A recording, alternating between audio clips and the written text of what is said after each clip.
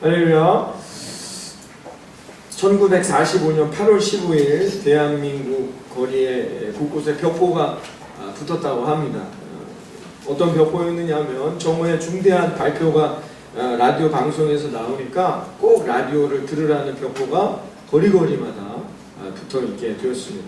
사람들이 라디오를 켜고 귀 기울여 들었어요. 1945년 8월 15일 정오에 일본 천황이 무조건 항복한다는 성명을 발표하게 되었던 것이죠. 그래서 대한민국은 그때부터 진정한 해방을 경험하게 되었던 것입니다. 그래서 많은 사람들이 길거리로 뛰어나와 함께 소리 지르고 찬양하고 기뻐하고 악수하고 서로 얼싸안고 눈물 흘리고 그런 상황을 경험하게 되었다는 것입니다. 그때 살아계셨던 분들 회상에 따르면은 어르신들이 이렇게 말씀하셨어요. 마치 우리가 꿈을 꾸고 있지 않나 하는 생각이 들 정도로 아주 기뻤다는 것이죠. 1945년 8월 15일이 그런 아주 뜨거운 기쁨의 순간이었고 기쁨을 만끽하는 해방의 순간을 맞이했다는 것입니다. 제가 이 말씀을 드리는 이유는 아마 이스라엘 백성들이 포로에서 해방되어서 다시 자기네 땅으로 돌아올 때의 심정이 이와 같지 않았을까라는 생각이 듭니다. 그래서 1절에 보니까 꿈꾸는 것 같았다라고 말합니다. 얼마나 기뻤으면 정말 이루어질 수 없는 일이었어요. 정말 현실에 불가능한 일이라고 생각했던 해방된 포로 생활을 정리하고 그 고달팠던 포로의 생활을 정리하고 해방되어서 자기네 땅으로 다시 돌아오는 이 기쁨 얼마나 컸겠습니까? 꿈꾸는 것 같았다라고 표현할 정도로 기쁨이 넘쳤다는 것이죠. 그러나 이스라엘 백성들이 오늘 성경에 기록한 이 내용은 단순히 그들이 다시 해방되어서 자기의 모국으로 돌아왔기 때문에 기뻤기 때문에 기록하는 것이 아니겠죠. 성경에 기록되어 있는 이 말씀은 그것은 그냥 단순한 역사적 사실이라면 역사서에 기록되었을 테니까. 오늘 그럼 성경에 이 말씀이 굳이 기록된 이유는 뭐였느냐? 이 모든 것들이 하나님의 계획이었다는 거죠. 하나님의 인도하심이요 하나님의 뜻이었다는 거죠. 이스라엘 백성들이 포로로 끌려갈 때 이들이 철저하게 회개하고 눈물을 흘렸습니다. 왜요? 하나님의 계획은 자신들을 심판하시는 계획이었어요. 왜 하나님 우리를 심판하실까? 내가 하나님 앞에 온전히 서지 못하였음을 회개하고 그것을 깨닫는 시간이 포로 생활이었어요. 그런데 이들이 기뻐할 수밖에 없는 이유는 뭐냐? 하나님이 이제 그 심판의 손길을 거두시고 어떻게 해요? 이스라엘 백성들을 구원하시고 이들의 삶에 복을 주시고 이들의 삶에 놀라운 역사가 임하신다는 거죠. 왜? 자신들이 포로 생활에서 이제 귀환하니까. 이것이 하나님의 뜻이라면 하나님이 드디어 심판의 때를 거두시고 우리에게 은혜의 복을 내리시는 시기가 도래했다는 것을 깨달았기 때문에 이스라엘 백성들이 꿈꾸는 것 같이 기뻤단 말이에요. 사랑하는 예수님만 구주교회 성도 여러분, 시작되어진 이 6월 한 달이 여러분들은 하나님 앞에 심판받는, 하나님 앞에 혼나는, 하나님 앞에 체벌받는 그런 이 6월 한 달이 아니라 하나님의 손길이 내 인생 가운데 은혜의 손길이요 축복의 손길이요 열매를 거두는 그런 아름다운 6월이 되어지기를 주님의 이름으로 축원합니다. 그것을 이스라엘 백성들이 깨달았다는 것입니다. 그러면서 시편 저자는 이 모든 일들이 분명하게 제시합니다. 하나님 때문이었다는 거죠. 우리가 이런 인생을 경험하며 살아갈 수 있었던 것은 하나님의 손길 때문이었다는 것입니다. 여러분, 이들이 포로 생활을 정리하고 돌아올 수 있는 상황이 아니었어요. 여러분 다 아시겠지만 유다는 지금 여전히 포로였고 바벨론이 멸망하고 페르시아가 등장했는데요. 페르시아는 더 큰 나라, 힘센 나라였어요. 그러니까 이들이 자기 스스로 포로의 생활을 정리하고 돌아올 수 있는 상황이 아니었다는 거예요. 그런데 페르시아의 왕이 고레스라는 왕이 돌아가라 포로들은 다 자기네 땅으로 이런 명령을 하달했다는 거죠. 그래서 그 명령 하나 때문에 이스라엘 백성들이 돌아오게 된 것이죠. 그러나 성경은 그렇게 말하죠. 그 모든 계획이 하나님의 뜻이었다는 것입니다. 왕 고레스라는 왕이 선포한 말씀이었지만 그 말씀이 가능케 했던 것은 하나님의 계획 안에 있었기 때문이며 예레미야가 이스라엘 백성들이 포로로 끌려갈 때 예레미야서 1장 1절에 보면 그 예언 너희가 다시 반드시 우리 이 땅으로 돌아올 것이다 라는 그 예언이 성취된 놀라운 하나님의 축복이었음을 이들이 지금 거리에 나와 하나님 앞에 찬양하면서 소리치고 있다는 것입니다.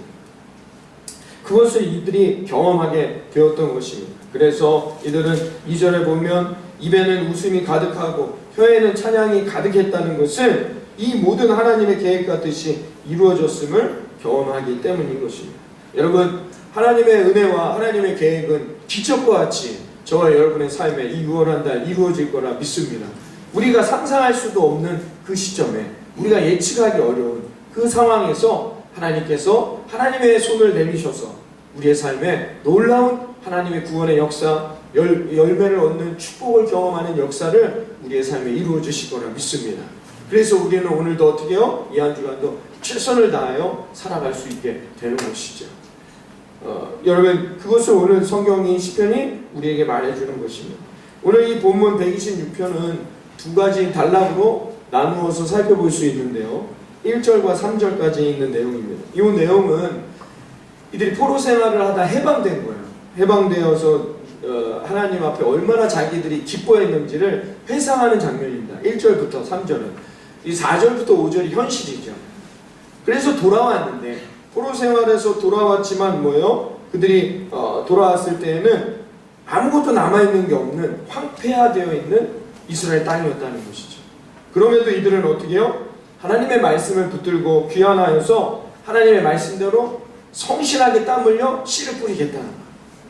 그래서 이 황폐화된 이 땅, 지금은 아무것도 없는 것 같은 이 땅이지만 내가 눈물의 씨를 뿌리게 될 때에 반드시 하나님께서 우리의 삶에 더 큰 것으로 거두어 드릴 것을 소망하면서 이들이 고백한 시가 오늘 126편이라는 것이죠.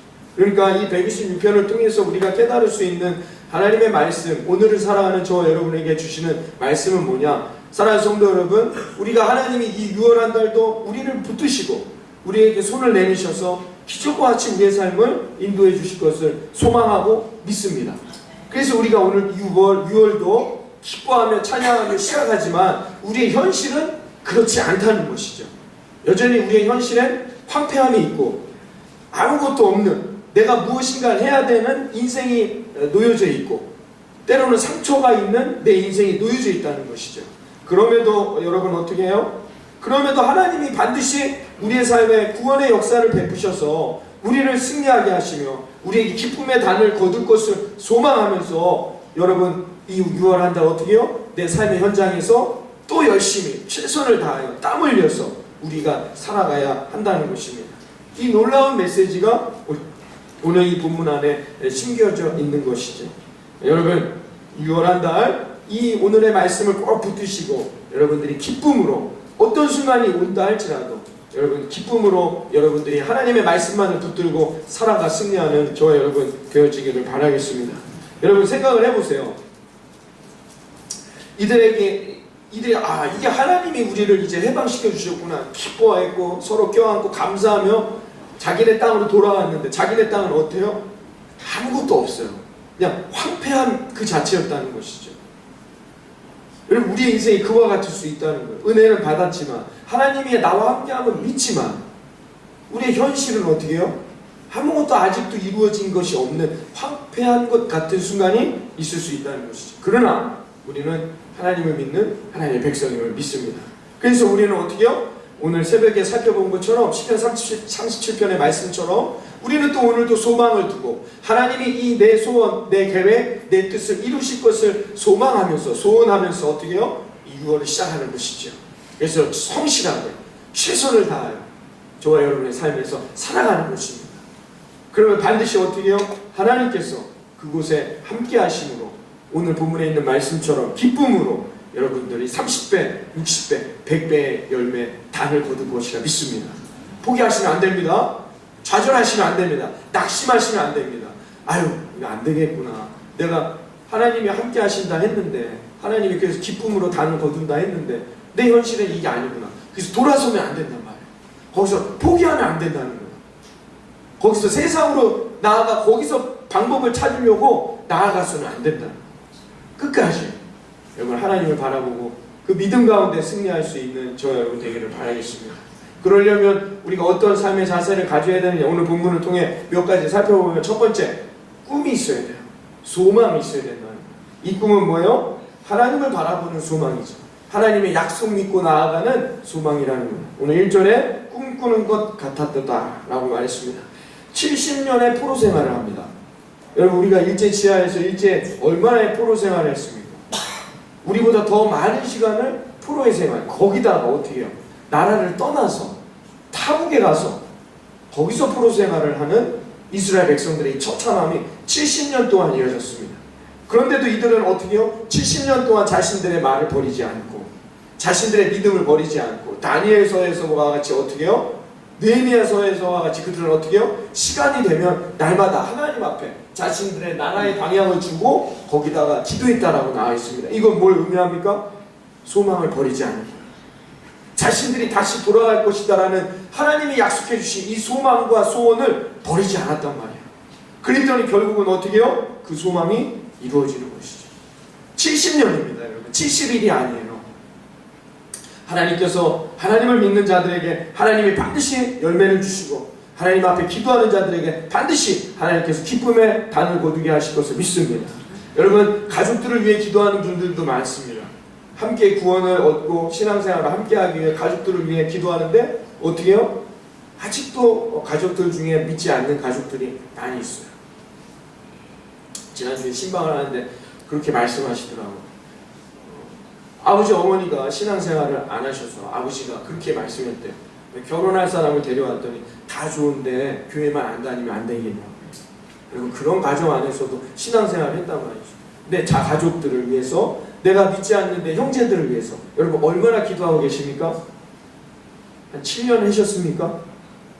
근데도 마음이 안 열리는 것 같아서 가족들이나 형제들을 볼 때 낙심이 되십니까? 아, 이제 이 기도는 그만해야 되겠다. 아니요. 여러분 70년까지도 기도했다니까요. 여러분, 이 포로 생활을 마무리하는데 이스라엘 백성들은 어떻게 해요? 70년 동안 뭐 하나만 붙은 겁니까? 하나님이 응답해 주신다는 그 말씀 하나만 붙들고 그 소망을 갖고 꿈을 갖고 어떻게 해요? 나아갔단 말입니다. 그랬더니 결국은 어떻게 해요? 그 꿈이 이루어진 것이죠.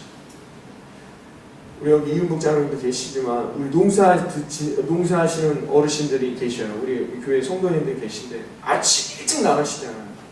나가서 비닐하우스도 얼마나 고됩니까?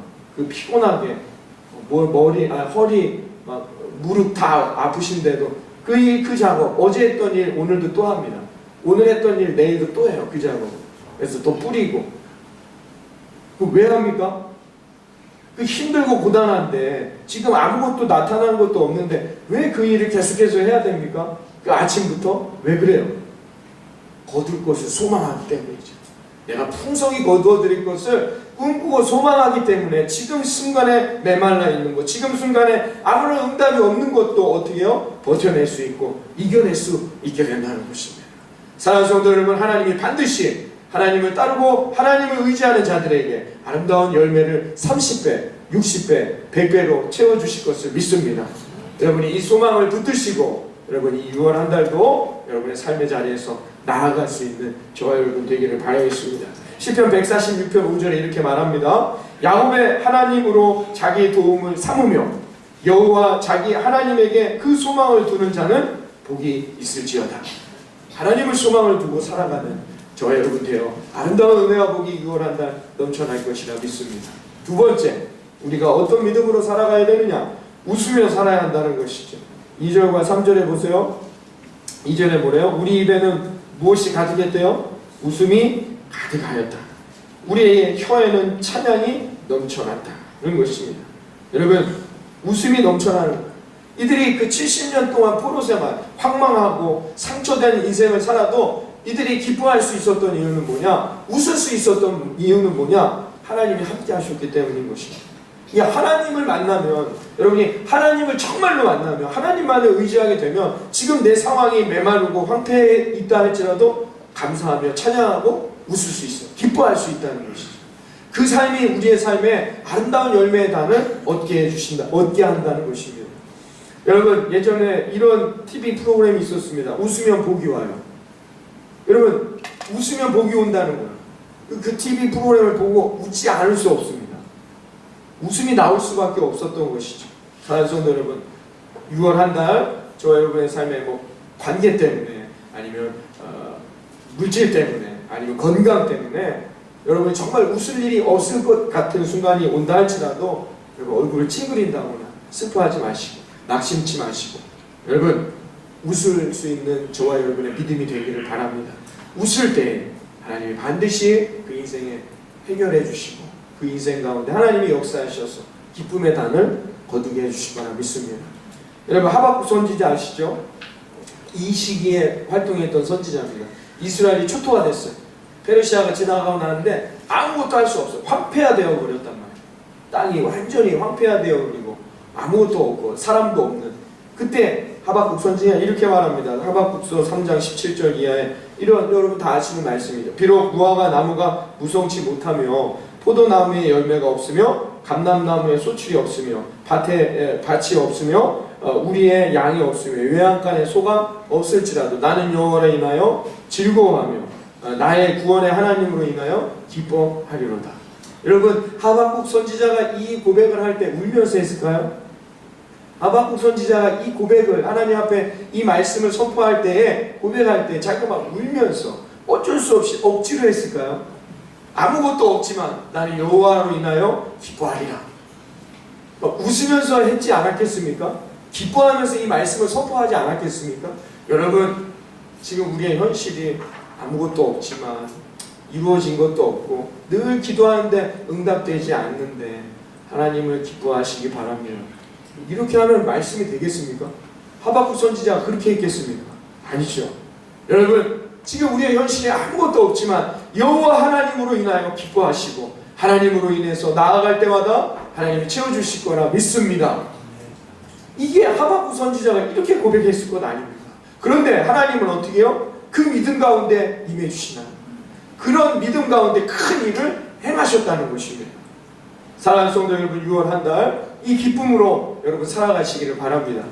웃음이 넘치고 기쁨이 넘치는 우리 모든 성도님들의 삶이 되시기를 주님의 이름으로 축원합니다. 빌립보서 4장 4절에 말합니다. 주 안에서 항상 기뻐하라. 내가 다시 말하니 항상 기뻐하라. 주님 안에 계신 사람들, 주님 안에 있는 인생은 이 웃음이 넘쳐나는 거예요. 그럼 반드시 하나님이 그 기쁨 가운데 힘겨 주시고 거두어 주실 것을 믿습니다. 마지막 세 번째는 뭐냐? 기도해야 한다는 것입니다. 4절에 뭐라고 해요? 4절부터 6절은 뭡니까? 현실로 돌아왔어요.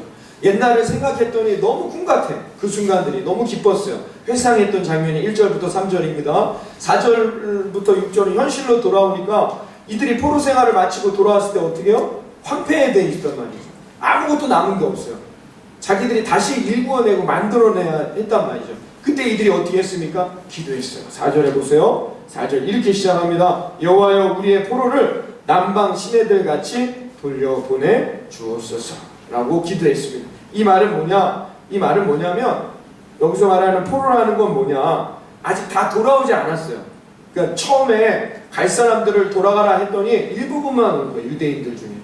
그렇죠. 염려되고 걱정되니까 자기들의 삶의 터전이 있으니까 돌아오지 않은 포로들이 있었단 말이죠. 그들을 위해 지금 기도하는 거예요. 하나님 그들이 돌아오게 해주세요. 이게 이들의 기도의 모습이었다는 것입니다. 기도하는 삶이었다는 것이죠. 그러니까 하나님은 기도하는 곳에 채워주시는 것이죠. 그래서 이 포로를 위해서 근데 어떻게 해요? 남방 시냇물 같이 돌려보내 주십시오 라고 했어요. 이 말은 뭐냐면 좀 이건 좀 지혜가 필요한데 이 남방이라는 지역은 유대가 이렇게 생겼는데 남쪽 지역은 우리로 따지면 저기 전라도 끄트머리나 뭐 경상도 쪽이 되는 거죠. 우리나라 지역으로 따지면 우리나라도 이렇게 길쭉하잖아요. 남방 지역을 말하는 거예요. 그 지역을 말하는데 거기에 네게부 지역이 있었습니다. 거기에 있는 시내들은 건조해요. 건조기에는 물이 거의 메말라 있었어요. 건조기에 메말라 있다가 우기가 되면은 어떻게 해요? 갑자기 물이 비가 많이 오니까 엄청나게 시냇물들이 범람하게 됩니다. 그 얘기입니다. 남방 시내들 같이 돌려보내주셔서.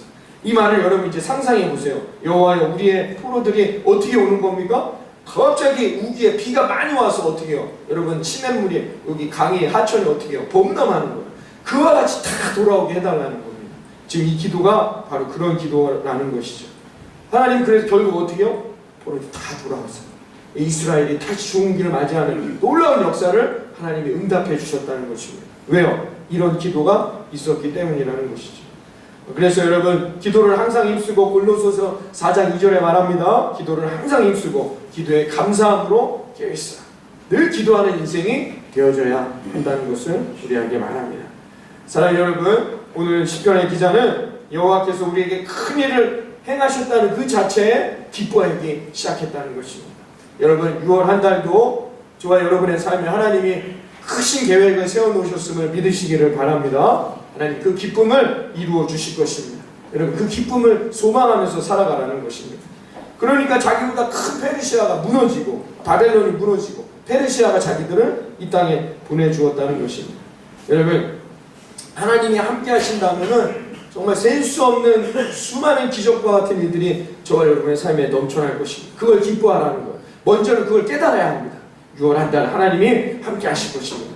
욥기서 5장 9절에 보면 이런 말이 있어요. 하나님은 헤아릴 수 없이 큰 일을 행하시며, 하나님은 헤아릴 수 없이 큰 일을 행하시며 기이한 일도 셀 수 없이 행하신다 라고 욥기서 5장에 말합니다. 하나님이 큰 일을 행하십니다. 하나님이 저와 여러분의 인생을 이 6월 한 달도 기쁨의 달을 걷는 30배, 60배, 100배의 열매를 얻는 인생으로 인도해 주실 거라 믿습니다. 그 일을 위해서라면 하나님은 어떻게 해요? 기이한 일도 마다하지 않으신다는 거죠. 문제는 우리가 이것을 믿고 이 말씀대로 살아갈 것이냐가 중요하다는 거예요. 여러분, 아멘 하시면서 믿음으로 고백하고 이 믿음을 붙들고 나아가 여러분, 이 6월 한 달 정말 우리 모든 성도님들 가정과 일터 가운데 기쁨의 단이 충만히 맺어지기를 바라겠습니다. 그리고 나서 여러분, 예루살렘에 돌아왔지만 다 돌아온 게 아니었어요. 아직 일부는 유대인들이 함께하지 못했어요. 이들을 위해서 이들이 기도합니다. 어떻게 해요? 남방에 있는 시내에 있는 물들같이 범람한 그들이 다시 돌아오게 하여 주시옵소서. 그들이 황폐했던 이스라엘 백성들에게 하나님이 어떻게 해요? 역사하심으로 하나님이 이 순간들을 인도해 주시고 하나님이 이 삶에, 이스라엘 백성들의 삶에 역사하셨다는 것이죠. 그래서 이들은 이 돌아온 백성들과 함께 어떻게 해요? 다시 땅을 일구고 폐허가 된 성을 다시 증축하고 이런 일들을 감당했다는 것입니다. 여전히 이 땅은 황폐해져 있고 오히려 포로 생활을 하던 그 페르시아에서 더 먹고 살기가 편했을지도 모르겠으나 이들이 먹고 살기도 힘들고 괴롭고 황폐해진 이 자신의 땅에 돌아왔을 때 이들은 어떻게 신앙의 고백을 했다고요? 눈물을 흘려가면서 지금 씨를 뿌리는 것이다라는 거죠. 언제? 자신들이 기쁨으로 이것을 거둘 것을 소망하면서 이들은 5절에 이렇게 말합니다. 5절을 다 같이 한번 읽어봅니다. 5절 시작. 눈물을 흘리며 아멘. 하나님이 거두어 주실 것을, 하나님은 반드시 뿌린 곳에 거두어 주시는 분이 하나님이시죠. 그래서 이것을 신학적으로 공의라고 말합니다. 하나님은 공의로운 하나님이시기 때문에 하나님은 노력한 곳에, 땀 흘린 곳에, 성실한 곳에 반드시 그 열매를 우리에게 허락하시는 하나님이시다라는 거죠. 그것을 소망하면서 이들이 기쁨으로 노래하며 이들이 지금 이 순간들을 땀 흘리며 나아갔다는 것입니다. 6월 한 달 하나님이 우리의 삶에 놀라운 기적을 이루실 것을 소망하면서 여러분의 각자의 삶의 자리에서 이 6월 한 달도 성실하게 최선을 다하여 땀을 흘리면서 여러분들이 나아가실 때 하나님께서 반드시 아름다운 열매를 허락해 주실 거라 믿습니다. 여러분, 이 믿음으로 우리가 나아간다면 반드시 하나님이 거두어 주시는 역사가 있게 될 것입니다. 예전에 17세기에 성경 번역사였던 윌리엄 틴테일이라는 사람이 있었습니다. 이 사람이 그 당시까지만 해도 17세기 전까지 그때까지만 해도 성경은 라틴어랑 헬라어로만 번역되어 있었어요. 그래서 그 당시에는 이 사제들만, 성경을 연구하는 사람들만 성경 말씀을 알 수밖에 없었어요. 왜냐하면 글로 번역되어 있는 게 없었죠. 그래서 이 틴테일이라는 사람이 이거를 영국 사람들도 다 읽을 수 있도록 내가 영어로 번역해야 되겠다 해서 이걸 번역하기 시작했습니다. 근데 결국은 헨리 파이세가 보낸 첩자에게 붙잡혀서 체포되고 말았습니다. 감옥 생활을 2년을 치르고 결국은 높은 장대에 매달려 화형으로 교수형을 당하는 끔찍한 형벌을 받게 됐죠. 그래서 그는 화형당하여서 성경을 번역했다는 이유만으로 화형당하는 끔찍한 순교를 겪게 되었습니다. 목숨이 끊어지기 전에 틴테일이 마지막 기도를 이와 같이 했다고 합니다. 주여 영국 왕의 눈을 열어주옵소서. 그 후에 이 영국 왕이었던 제임스 1611년에 자신의 명령, 왕의 명령으로 성경을 영어로 번역하게 이릅니다. 그래서 내놓은 책, 그것이 지금도 가장 전통이 있고 권위 있는 성경으로 다들 인정하고 있는 킹 제임스 성경이 된 것이죠. 여러분, 지금 여러분이 열심히 땀 흘리고 여러분이 씨를 뿌리지만 거두어들이지 못한다 해서 낙심하지 마십시오. 지금 이 순간 내가 열매를 얻지 못한다 해서 여러분 좌절하지 마십시오. 하나님께서는 반드시, 그게 내 때가 아니더라도 내 자녀의 때라도 그 다음 때라도 하나님은 공의의 하나님이시기 때문에 뿌린 자에게는 반드시 거두어들이는 놀라운 축복을 허락하신다는 겁니다. 그게 자기의 때가 아니더라도 눈물을 흘려 씨를 뿌리는 자에게 기쁨으로 거두어들이는 하나님의 놀라운 보상, 하나님의 은혜의 축복의 약속이 있다는 것을 믿으시고, 여러분 이 6월 한 달도 여러분의 삶의 터전 위에서 열심히 최선을 다하여 기쁨으로 단을 거두는 그런 아름다운 우리 예수님만 구주교회 성도님들이 되시기를 이 아침 주님의 이름으로 축원합니다. 기도하겠습니다. 공의로우신